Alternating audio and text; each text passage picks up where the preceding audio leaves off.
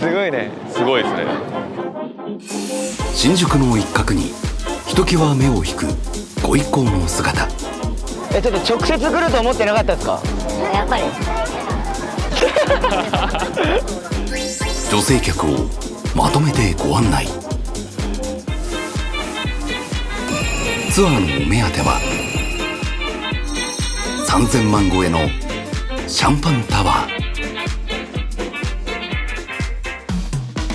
ローランドグループの最高売り上げをシュンが叩き出したじゃないですか、それをちょっと今月俺実は狙ってて、その6000万円を超えるってことなんですか？目標ですね。予約表にはエイトの名前がびっしり。歴史的瞬間を見逃すな。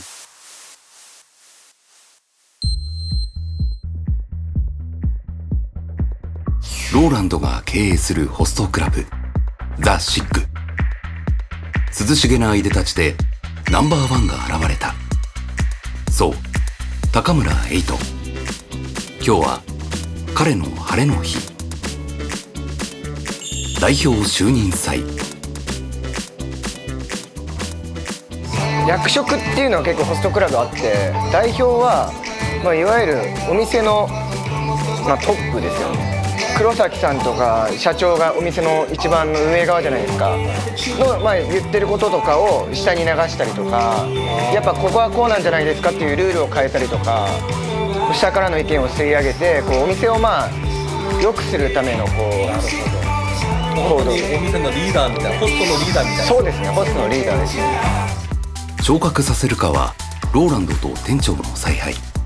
その評価基準は、他の店って毎月の売り上げをクリアすると役職上がれたりするんですけど、売り上げだけじゃ上がれないっていう。そうなんだ。そうです。勤怠見られたりとか、後輩の育成見られたりとか、もちろん売り上げもそうですし、営業中の、リーダーシップ取れる人がやっぱ役職上がってきたりしますね。ポーカーフェイスでしれっと3年連続売上億超え達成。常にクールな振る舞いからお店を仕切るようなタイプには見えなかったが、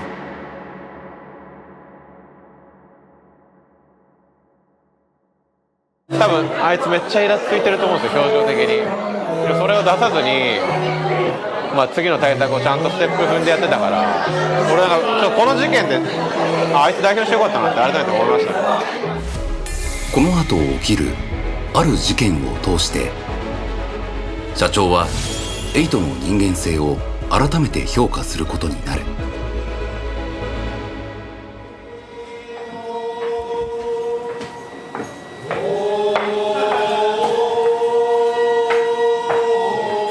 店内 BGM には雅楽、そして漆黒のシャンパンタワーなど情報が渋滞しているが、桜さん、今日 BGM ってずっとこんな感じなんですか？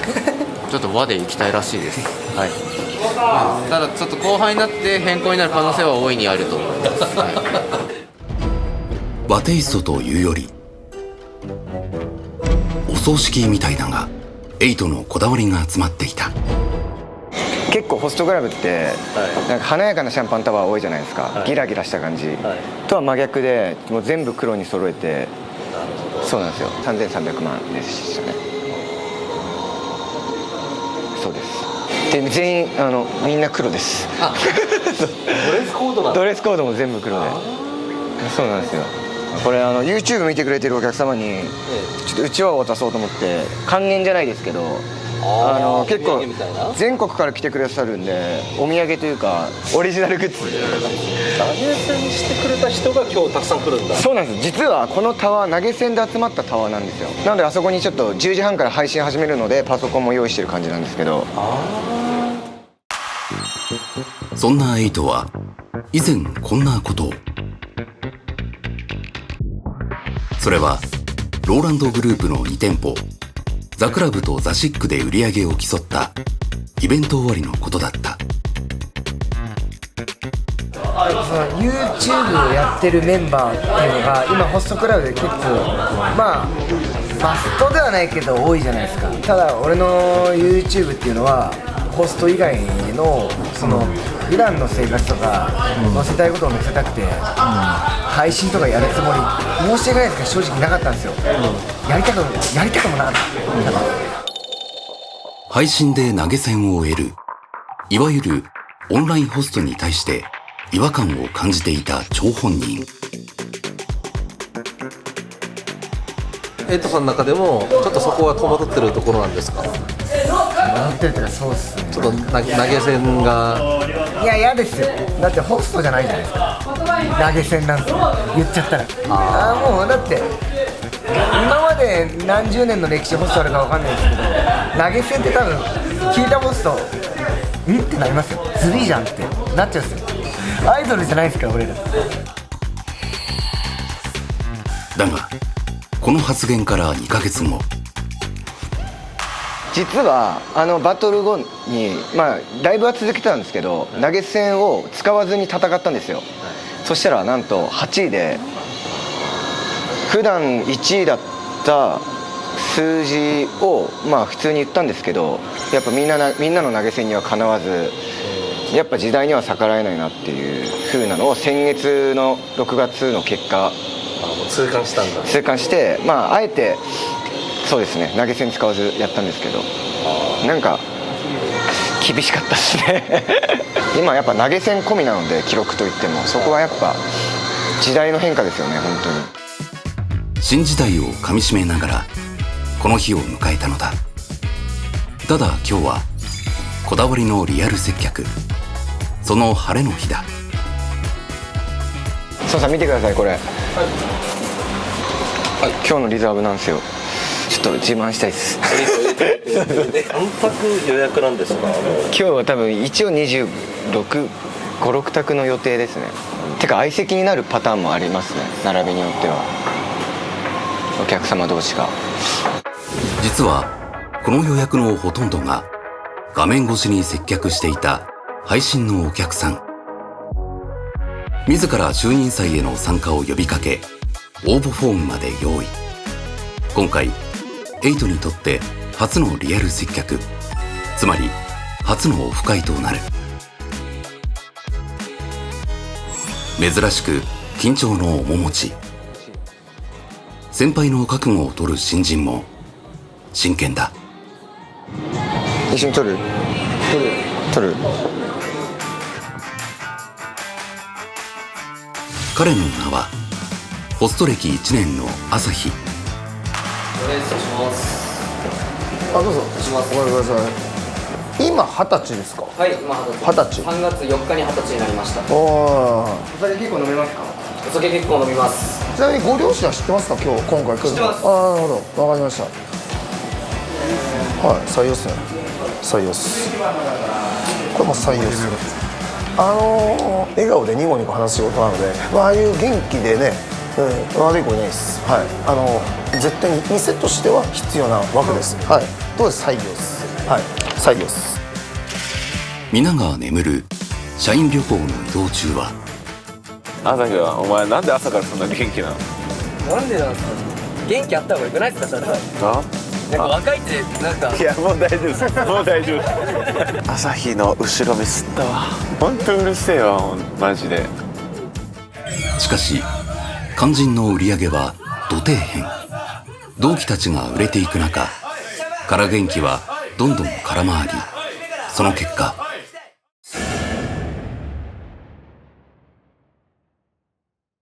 橋田さん、なんか一回辞めたんですよ。2ヶ月間飛んでました。なぜそうなんですか？ちなみに。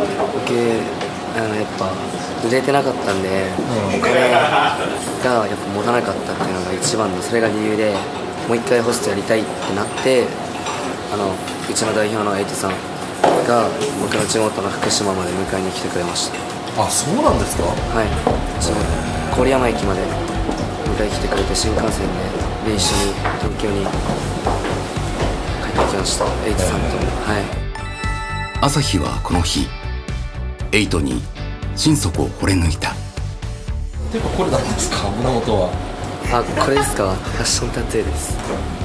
どうしましたこれ？よくないですか？そのさんかっこいいっしょ。いやかっこよくないよそれ全然。エイトさんの真似でエイトさんの真似っすよ。エイトさんの真似？はい、エイトさん縦入ってるじゃないですか。俺も入れようかなみたいな印象変わりますよね。そうですね。歌舞伎町の印象になりましたね。ですよね。気持ち色気出たんじゃないですか。一方その頃ホストと内勤がある場所へ向かっていた。実は今回配信を見て応募したリスナー20名を1カ所に集めお店に連れて行く作戦。その重役にこの男は何の話してたの？肘つくなお前。いやマジで最初超自信満々入ったんですけどマジで今ムカつくっす。ローランドをキレさせた問題児ケンシロウ。店に来るまでに口説こうとかするなよ。それなそれな、もう今ナンパしようかなと思ってるもん。エイツさんに怒られるわ。前だ本当はお客さんが全員集合しその5分後に主役エイトが現れ全員引き連れていくプランだったが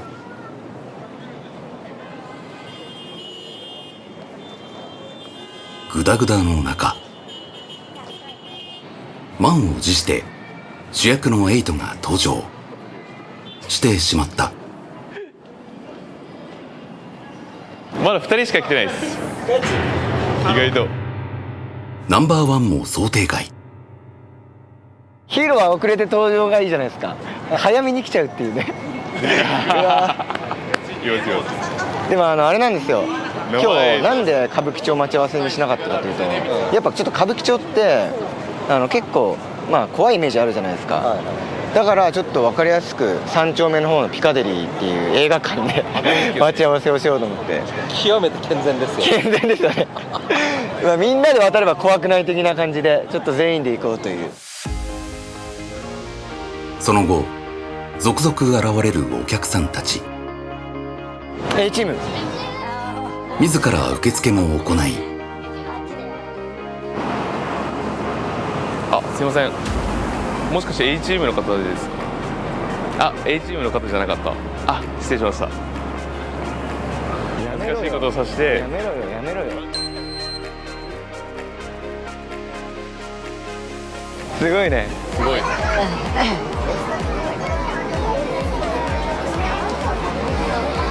やばい。ちょっと直接来ると思ってなかったですか？